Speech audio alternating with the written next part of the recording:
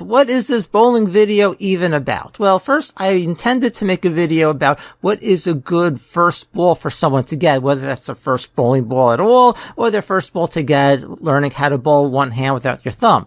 But then it just turned into such this big thing about ball weight, because you can't talk about the first ball without the ball weight, that this is like a long tirade about bowling ball weight and misconceptions, especially with regards to how it could hurt the game of a one-hand no-thumb bowler. The turtles and dinosaurs we'll get into in the middle of the video. And finally, this is a long reply to a discussion under my last video where someone who just started bowling asked about what ball he should get, and then I got into this big argument with someone who's telling him go out and get a 14-pound ball. So rather than say my piece in the comment section of the YouTube video, this can be thought of as a rather detailed reply to that discussion. Here's my random guy on YouTube disclaimer that I am a random guy on YouTube, and this is completely non-professional advice based on my own personal experience teaching myself to bowl this way. So this is me, my first day bowling without my thumb. What would have been the best ball for me to get for practice right now?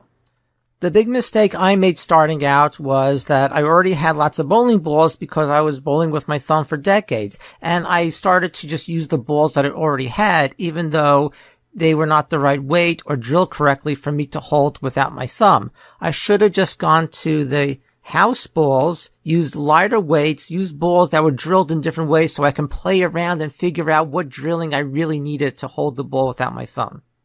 I'm sure many of us have heard the advice that we should throw the heaviest ball that we can throw. And it's important to realize why this is very, very bad bowling advice. I'm going to give the fast version of the math and physics, and that is that the kinetic energy of the ball hitting the pins equals speed squared times weight divided by 2.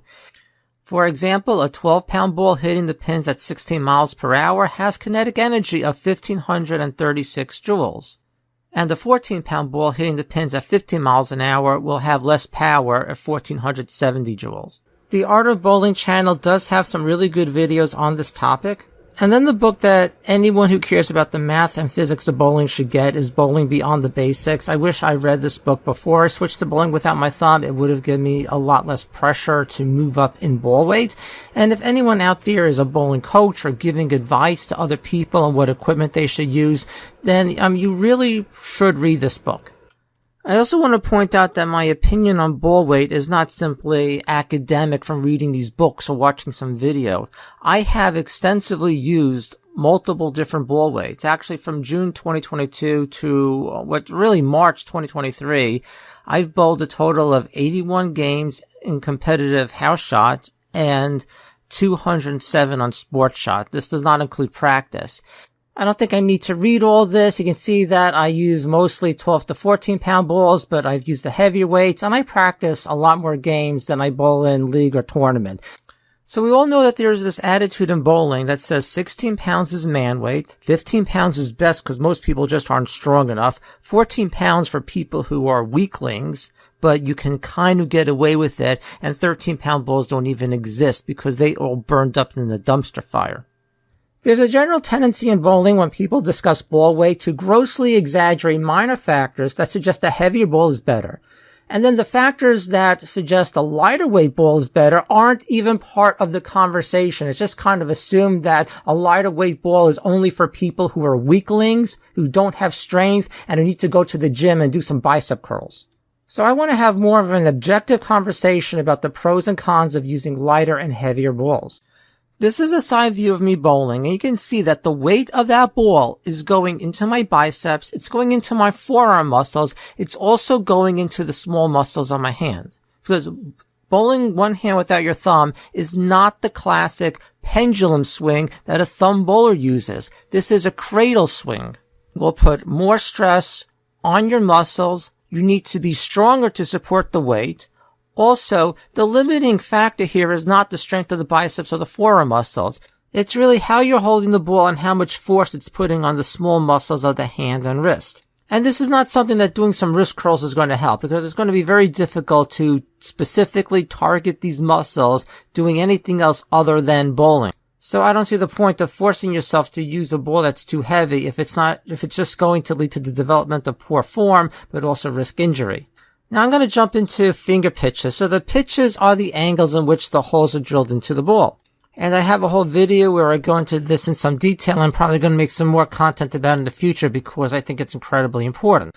And this is how I put my fingers in the ball, and I think the pitches are even more important for someone who goes into their second joint like I do.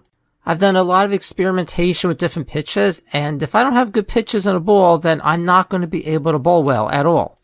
One of the benefits of starting off with a lighter ball is if you don't really know exactly how the ball should be drilled yet, a lighter ball allows you to get away with more. That's how I'm able to pick up a 10-pound house ball and do this practice drill, even though of course those pitches aren't drilled from my hand. But if this ball was 15 or 16 pounds, it would be impossible for me to do this.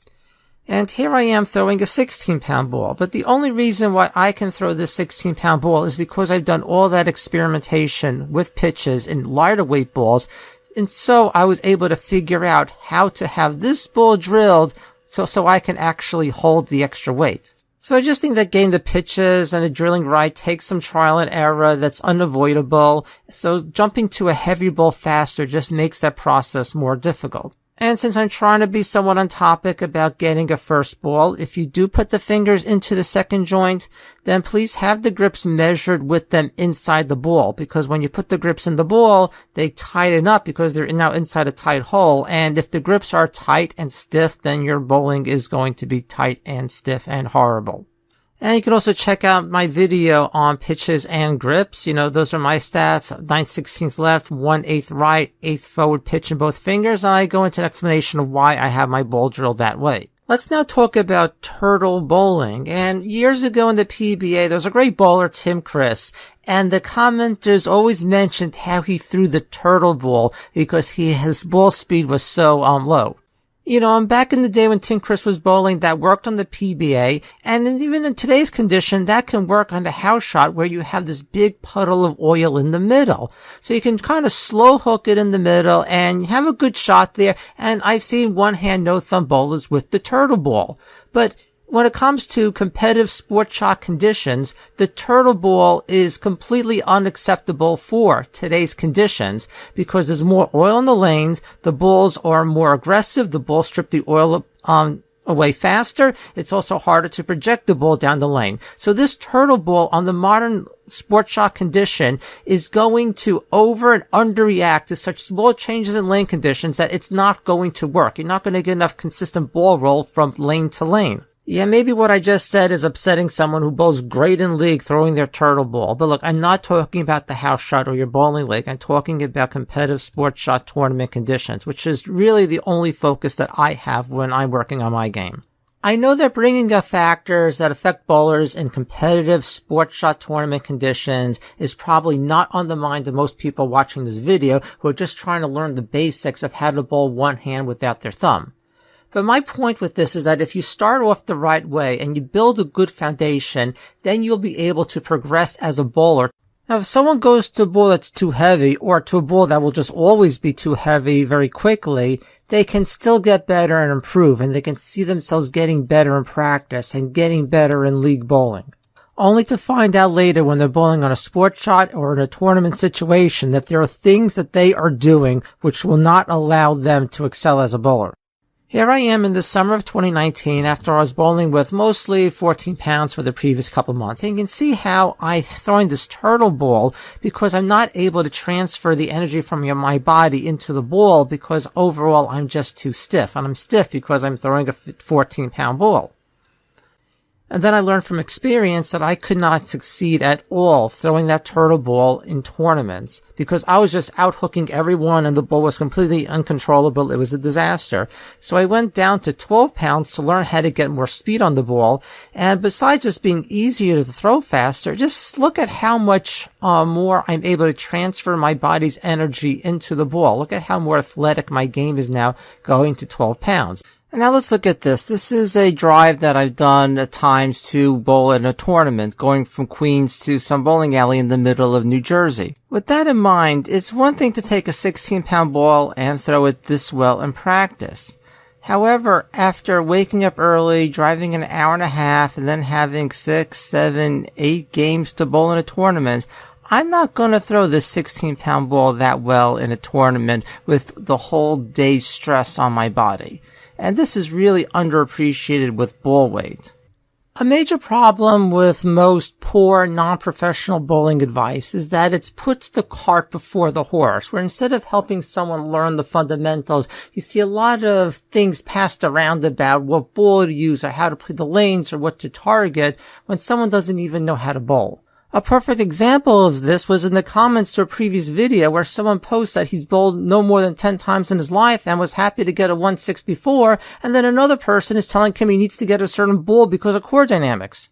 Now, I understand the irony of an amateur bowling know-it-all posting a video online telling you why you should not listen to amateur bowling know-it-alls, but here it is. This is examples of bad advice putting the cart before the horse, and you see this in bowling all the time. Telling someone who cannot hit their target what board they need to aim for. Like, shouldn't you work on how to actually hit your target first? Telling someone who cannot release the ball well what ball arsenal they need. No, you don't need a 6-ball arsenal of solid pearls, asim, and symmetrical balls. You need to learn how to release the ball. Telling a no-thumb bowler who cannot maintain control of the ball anything else other than how to maintain control of the ball. And I'm going to make more content about this. Worrying about the release rather than how to get to the release point using good form. I mean, back in 2018, when I was at this level, I had people telling me what to do so I could learn how to release the ball properly. Yeah, here I am. I can hardly hold the ball without it falling out of my hand. I have no speed. I have no accuracy. I have nothing. And I should be worrying about how to release the ball. Here, 5 years later, much better with a lot of up and downs in between. I'll tell you, when I've lost focus on the fundamentals, I've gotten worse. And when I regain focus on what those fundamentals are in terms of maintaining control of the ball and having good form, I get better. Disadvantages of using a lighter ball is you could start to get too fast in your approach, which is why I do like to play some practice games every now and then with a heavier ball. A lighter ball may be harder to control, although in my opinion, that is much more true for someone using their thumb than someone who is not using their thumb. And then finally, it can become easy to throw the ball through the break point. Here's some bowling ball motion 101. In the first part of the lane, the ball skids through the oil. In the middle lane, the ball starts to hook. And then at the very end, the ball actually is not hooking anymore. It should be going dead straight. If the ball does not get into that roll phase, then it's still skidding a little, and you're going to have a really bad ball reaction. So these are some shots with a 12-pound ball, and as you can see, I don't have the best ball reaction on these shots. But why? Well, it's not because a 12-pound ball can't hit. It's because I'm throwing the ball so fast that it's going through the break point, it's going through skid and hook phase, but it's not getting into a good roll. And then once the lanes broke down a little bit and it started to get into an early roll, you can see that it just goes right through the pocket with no problem. A 12-pound ball can hit. By comparison, here's me with a 16-pound ball doing the kind of slow turtle thing in the middle of the lane, and it is easier on the house shot to get the ball into an earlier, stronger roll with a heavier weight, and therefore it is a little easier to get it through the pocket. If this was 1950 and everyone was using the same rubber bowling ball, this would be a good argument to use a heavier ball. However, in 2023, when there are dozens and dozens of bowling balls available for purchase, and you can just simply buy a more aggressive, lighter ball if you need it, the idea that you need a heavier weight to get into an earlier roll is ultimately a poor reason for moving up in ball weight. These are mostly consecutive shots, a 15-pound ripcord launch, and here's another motive ball, a 12-pound forged ember. I can't look at these shots and conclude that a heavier ball is needed to get the ball into an early enough roll. The only conclusion is that you might need to use a more aggressive ball because the forged ember, the 12-pound ball, does have a much more aggressive cover stock. I really liked this forged ember. Before I got it, I felt that I had to use heavier balls on certain lane conditions, but now that I have this, I feel like I can throw it on anything with a volume and it's just going to be fine. I think people have this fear that if they use a lighter weight ball, it's going to bounce out of the pocket, they're going to leave 10 pins. Well, if you're a one-hand, no-thumb bowler who could put speed on the ball, I have not found that to be the case at all. The only thing I found is that a more aggressive cover stock may be needed compared to heavier weights. Let's go over the benefits of using a heavier ball. First of all, it can keep your timing from getting too fast. If you're too fast with your feet or you're too fast with your arm swing, a heavier ball could help slow that down. Now, the main reason why people should use a heavier ball is that it can be easier to control. So what I'm trying to show here with that arrow is if I'm holding a 16-pound ball, that ball is going to want to stay going in the same direction. If that's the 12-pound ball, it might be harder to control. I kind of know how to bowl with my thumb enough to realize that the pendulum swing of a thumb bowler needs enough weight to keep the ball on line. However, at least for me, when I'm bowling without my thumb, I feel the weight much more, so I don't need that additional weight to be accurate. All this starts to beg a question: when does a ball really become too light to be usable? Well, first of all, if it's so light that you use accuracy, then you probably need to go up in ball weight. If you do not gain additional speed by using a lighter ball. Because, yeah, a lighter ball will be thrown faster to a point. But eventually, if you use such a light ball that it's hard to control, then you have to slow everything down in order to control it. You're not throwing it any faster, so there's no speed benefit. And as far as the ball going so fast that it's going through the break point, you can fix that by going up to a heavier ball. However, if you're just overall more accurate and consistent with the lighter ball, it might be a good idea instead to just get an aggressive ball in the weight that you're most comfortable with. This chart summarizes my personal experience that when I increase the ball weight, my mobility goes down, my body becomes much stiffer, but I'm more stable at the same time. And going to either extreme is not good. You don't want to be so mobile with a lighter ball that you just can't control it, but you don't want to have so much stability with a heavier ball that, again, you have extremely slow ball speed and cannot get your body into the shot. The absolute worst reason to get a heavier ball is because you think there's some expectation to man up and use man weight. Like, imagine if this logic was applied to other sports. Imagine if people were getting the heaviest baseball bat they could possibly swing in order to prove that they're a man, or a tennis racket or hockey stick. Use the weight that will allow you to perform the best. The only thing that matters at the end is your scores and how good you are at executing shots. And it's not even like other people are going to know what ball weight you're using. So to summarize, these are the pros and cons that I've experienced using a heavier ball. Well, first of all, it can keep me from getting too fast with my timing. In some ways, it's easier to control, although I've only really experienced a loss of control if I go all the way down to 10 or 11 pounds, at least personally, whereas if I bowl it with my thumb, I lose control when I go under 14 pounds.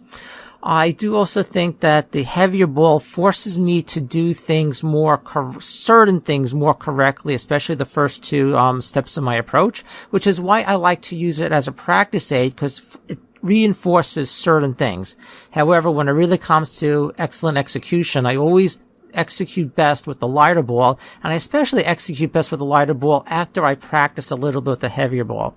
So I often like to go back and forth, which is not what you would ever teach someone who bowls with their thumb, but I found it works great for a no-thumb bowler. Cons, if I use a heavier ball a lot, I would definitely be risking injury. The slow ball speed is a big problem. It's hard to get as much on the ball at the point of release.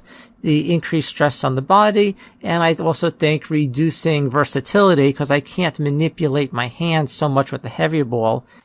Ball deflection. There's this idea out there that if you use a lighter weight, then your ball will deflect out of the pocket and you'll leave a bunch of 5 pins or 8-10 spears or something like that. This topic is covered extensively in Bowling Beyond Basics, and again, everyone needs to read this book. A heavier ball will deflect less, and that is an advantage of using a heavier ball. However, we also have to be aware that the amount of deflection you're losing by going up in weight is very little, a fraction of an inch between like a 16 and 14 pound ball. And this has to be balanced against other factors such as speed. Are you losing power from decreased speed? Also, a lighter ball will transfer more of its energy to the pins, so you're more likely to get messengers. Here's a comparison between me throwing a 13-pound ripcord velocity, and then later on I was fortunate to win this 15-pound ripcord launch. And you can see very similar roll. I'll just show that again. When they're thrown well, they both hit the pocket fine and have no problem striking. You don't see a big advantage here between the 15 and 13 pound ball. And here I am throwing the 13 pound poorly, getting a 10 pin. I could be like, damn, it's a 13 pound ball, it sucks. But then when I throw the 15 pound ball the same way, I get the same 10 pin. Both 10 pins were caused by the ball being thrown too hard and pulled a little bit too much in the oil, so it went through the skid phase, the hook phase, but neither ball got into a roll. A limitation to not just this video, but a lot of the practice that people do is that it's all on a house shot. And this gives a distorted view of what you really need to do to be a good bowler in competitive situations. Getting a heavier ball because you think it rolls better on a house shot may help your league average, but if you have any desire to become a competitive sports shot tournament bowler, then you might be just shooting yourself in the foot. Because let's say you ever end up bowling on a flat 40-foot pattern like this in a tournament. Well, then the skills that you need are going to be to get the ball down the lane by either using enough speed, coming up behind it with your hand, or a combination of both. And you can especially see this in tournaments sometimes with relatively inexperienced two-handers, where they come in throwing the slow turtle ball in the middle of the lane, and they're on a sports shot, and now they don't know what to do. And then either you have to take it as a learning experience and go back and figure out how to get more speed on the ball like I did, or you just give up and go back to the house shot. Let's now go into something else I hate about the house shot, and that is the over-under ball motion. These three shots show the over-under that you can easily get on a house shot. This is a perfect shot. This one is just slightly outside, through the face. And here's one that's kind of close also, but it's just pulled a little inside and it can't get through. It's still skidding, and there's a 10 pin. There are a couple factors in how a one-hand no-thumb bowler is going to roll the ball, which could cause a more aggressive back-end reaction, but also more likely to see an over-under. That's going to be low ball speed, high rev rate, but just as important is the axis tilt. And axis tilt refers to where the ball is tracking on the lanes with respect to how it's spinning. If the ball is more end over end, then that's low tilt. If you have more of a spin, like it's like on a top, then that would be a high tilt. Low tilt means that with each revolution of the ball, you have more of the surface of the ball coming into contact with the lanes, which will make it react more aggressively and violently on the back end. The way to combat the over-under is to do what I'm doing here and move more inside with the ball that can get into an earlier roll. Now this could be a heavier ball, or it could just simply be a lighter ball with a more aggressive or solid cover stock. Going back to my 900 Global Money Badger, I love this on sport again, but on a house shot, what am I supposed to do with this? If I move inside and play a deeper angle, it's not going to hook. If I throw it outside on the dry, it's going to overreact.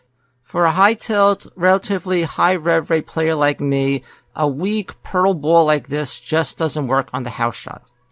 So at the end of this video, when I finally get into selecting specific balls, having a high tilt has to be a consideration if you're looking for a ball for a house shot, because it can cause some balls to have that very bad over-under. Ball layouts.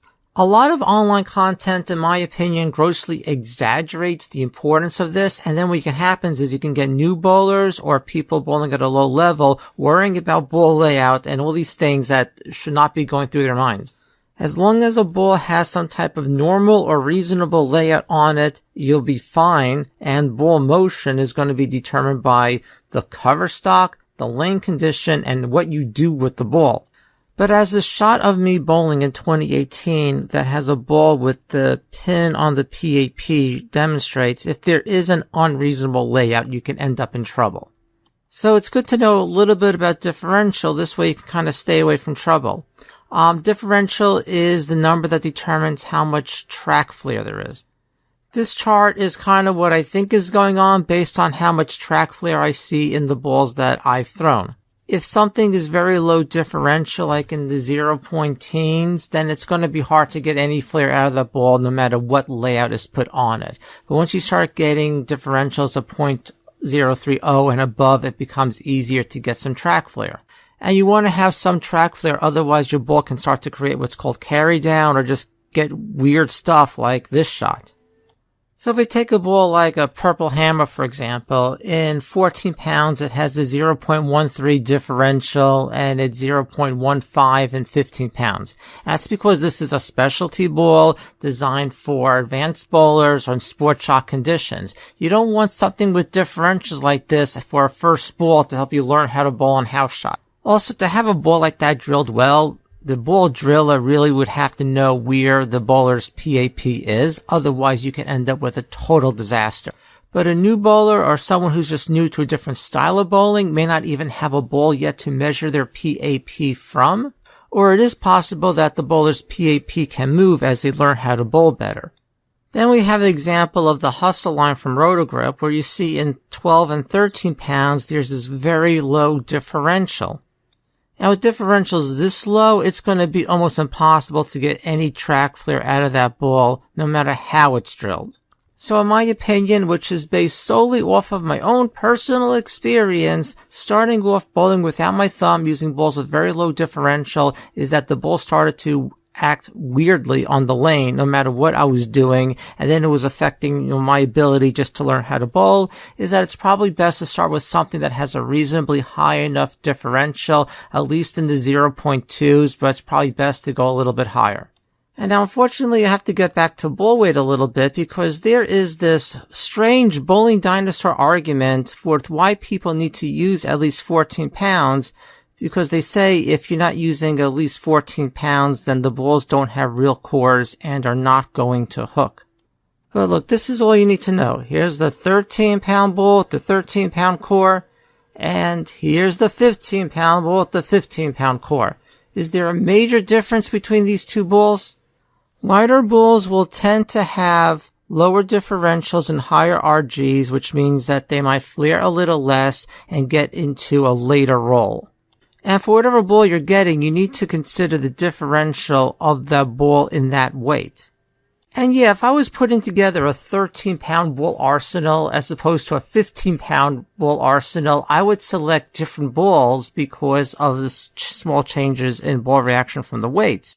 However, this argument that the cores in 12, 13, or even 14-pound balls are so horrible that they are unusable is completely ridiculous. What it comes down to is this: the bowling dinosaur will say anything and everything in order to convince people to use heavier balls. Even if someone is more accurate, consistent, and versatile with higher ball speed using a lighter weight, the bowling dinosaur will come up with a reason why you need to get a heavier ball. Something else they'll say is that the generic cores that are often used in 12 and 13-pound balls are not real, so they won't work. This argument makes no sense. As this 12-pound ball is striking, the pins are not aware if the manufacturer is putting the same core in another ball, and they're not going to react differently if that's the case. And if it means anything, Motive doesn't use generic cores in any of their balls. Here's the ripcord launch that I was throwing before, and you'll see these numbers are all good. What is the problem with the lighter weight cores? I've just heard this argument a lot that, oh, you can't use lighter balls, the cores don't work. And what I've always noticed is anyone who says that has never even spent 5 seconds to look at the numbers in 12 and 13-pound balls. For the new Supra, they all have .04 differentials. No difference there. I don't want to be repetitive, but this is where it comes down to. If there's a minor factor, no matter how minuscule, suggesting that it's better to use a heavier ball, the bowling ball dinosaurs will just repeat it ad infinitum, and then you have everyone walking around talking about how, well, lighter balls don't have good cores. Yeah, well, maybe the 14 to 16-pound cores give an advantage to someone who bowls with their thumb, has a low rev rate, has a very low tilt, so they're like spinning the ball, and needs to try to milk every little tiny bit of hook out of the ball because of how little they're getting on it. But if you're bowling without your thumb, you shouldn't be so desperate to milk every last fraction of a board of hook out of a ball. But let me explain my current situation and my ball logic this way. This is a tournament that I did this week, and you can see the pattern to the right. It's a relatively flat 46-foot pattern, except way outside there was some misroom. And you can see my scores were good for 4 games and really bad for 1 game. And then the last pair, the lanes were just way more broken down than I anticipated, and it was a total disaster, and I had a 156. So I was in the cut going into the last game, and then I missed the cut for the tournament by 19 pins. So I'm like totally pissed over this. And the ball that I used for 4.5 games in this tournament was the 12-pound Forge Ember. So why am I bringing this up? It's because when you're in a competitive sport shot tournament condition, higher levels, what matters is shot execution and knowing how to play the lanes, not these minuscule differences between a 13 and 15-pound ball. So it's almost shocking how the bowling dinosaur takes the absolute most trivial factors, such as these minor differences in core dynamics, makes them the most important thing. And then somehow the whole discussion of what ball weight allows you to execute the best shots is just kind of dumped off on the side as if it doesn't even exist. And then after shot execution, a no-thumb bowler with a high rev rate and low track needs to have sufficient ball speed. And if you execute good shots and have enough ball speed with a 15 or 16-pound ball, then go ahead and use that weight. I just want people to select the right weight for the right reason. Okay, enough with that. I feel like I've been beating a dead horse for like 30 minutes talking about how using a lighter ball is okay. And this leads into an issue that I have with a lot of bowling culture, where people are obsessed with bowling balls and getting the right ball for their game or the lane condition that they're on, even if they're just bowling on a house shot all the time. So I made this chart where if you're just watching like YouTube videos or just talking to people in a bowling center, you can get the idea that like 40% of bowling is getting the right ball, and like another 30% or so is the right layout, and you have to get the newest, latest, greatest thing. Whereas the actual really important stuff, like developing a good physical game, being physically fit enough to execute, practice with a purpose, that all kind of takes a backseat to this. Whereas a more realistic guesstimate of what it really takes to be a good bowler would be something like 40% just being physically fit enough to execute. Then practice with a purpose, learning how to actually bowl, the mental game, and then once that's covered, then you can look at understanding ball motion, getting the right ball, and the layout as a minor tweak. It's just easier, lazier, and part of the culture for a lot of people to think that if they find the right bowling ball, then they'll be a better bowler. Finding the right ball does not make you a better bowler. It might allow you to maximize your scores for the skill level you're at the moment, but it's not going to make anyone a better bowler. Now, the other times where you'll see someone who's just honestly a horrible bowler, doesn't know how to release the ball, but they're putting together an arsenal of bowling balls. So what's better if you're learning how to bowl? Getting lots of different balls that you don't know what to do with what? Or finding good education, whether through a coach or at least good online content where you go through practice drills and develop a physical game. In my opinion, if someone really wants to become a good bowler, they need to have less emphasis on all this hype about bowling balls and more on coaching and learning the fundamentals. So the major goal I have for this channel is to create content that helps people better understand what's the fundamentals of being a one-hand, no-thumb bowler.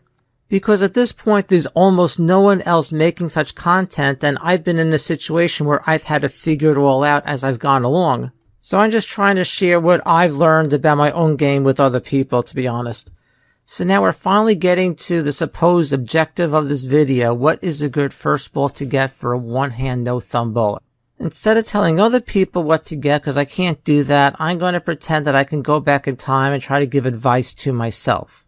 It's hard to know what the best weight to get is, but I would say that if I'm just not sure, then it's better to be a little too light than a little too heavy, because in my opinion, using a ball that's a little too light would mess me up a lot less than using a ball that's a little too heavy. I wouldn't want a ball that's weird, because while there's no ball that can make you a better bowler, if you have a ball that starts doing lots of weird stuff, then you can start adjusting to that, and that weird ball can definitely make you a worse bowler.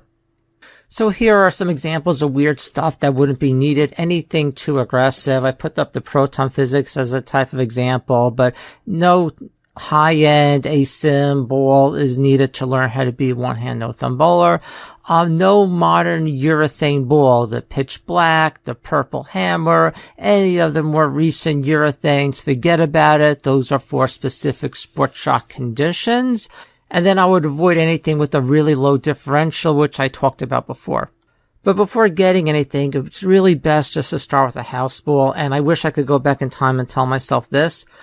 These balls will not hook, so just if anyone doesn't have their own ball yet, know that what you're using in a bowling center is absolute garbage in terms of hook potential. And even going out and buying a spear ball in a pro shop, if you buy like a store mix or whatever, that will be significantly stronger than these house balls. But the advantages to these is you don't have to spend any money or anything, and you can play around with different weights, and it's easy to manipulate these balls in terms of how you hold it, so you can figure out how you really want to hold the ball before you get anything drilled for yourself. Since house balls don't have grips in them, they will tend to slip out of the fingers, so it can be a little harder to be accurate with these than once you actually do get your own ball.